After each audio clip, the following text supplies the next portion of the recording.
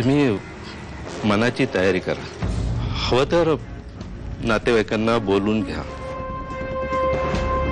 सगळं संपलंय. सगळं संपलेलं आहे. नाही नाही, असं कसं होईल? डॉक्टर काय म्हणाले? काहीतरी उपाय असेल ना? काहीही उपाय नाहीये.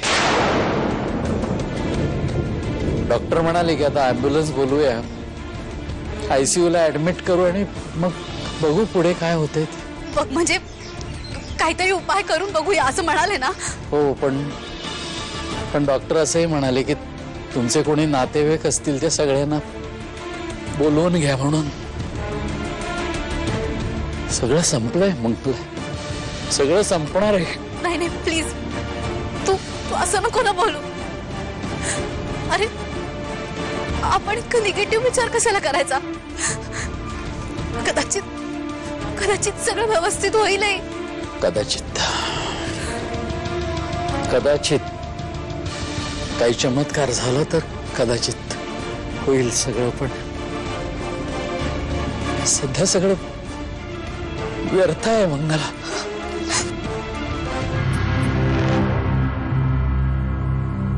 ॲम्ब्युलन्स? काहीतरी गडबड झालेली दिसते.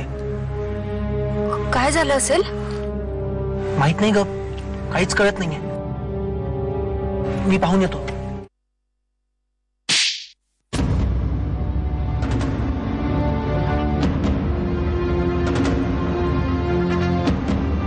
चालायला लाग. इथून चालता हो आधी. अरे जी आई तुला जन्मभर पाठीशी घालत आली,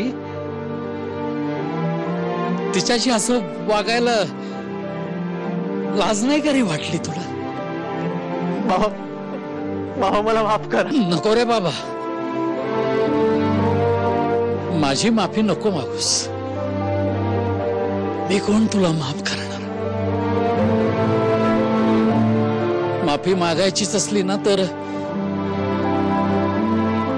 आज जाऊन तिची माफी माग. तिची माफी माग. आई बघ ना माझ्याकडे, काय अवस्था करून घेतली आहेस आई तू स्वतःची. प्लीज बोल ना आई. आई मी आता कुठेही नाही जाणार, खरंच. आई आई नाही देणार मी तुला आता त्रास. आई प्लीज बोल ना.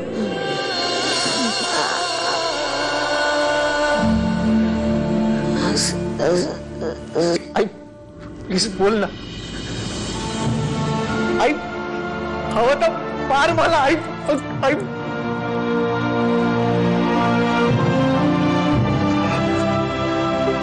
प्लीज बोल ना.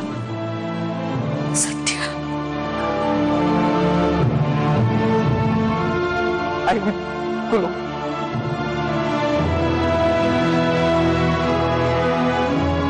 आई मला माफ कर. आई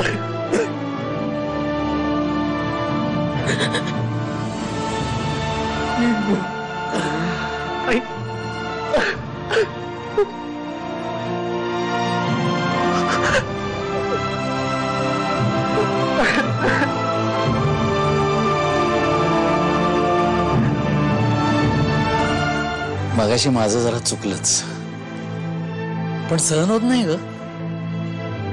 त्याच्या या सगळ्या विचित्र वागणुकीमुळेच उर्मिलाची अशी अवस्था झाली ना.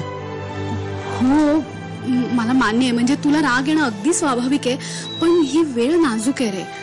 म्हणजे आता आहे त्या परिस्थितीला आणखीन काहीतरी वेगळं वळण नको ना लागायला. इतका वेळ का लागतोय? सत्याने काय सांगितलं असेल?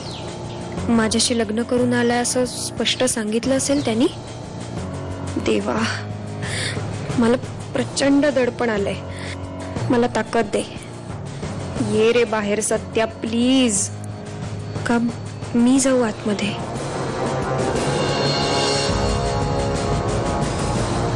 प्रेम प्रेम प्रेम प्रेम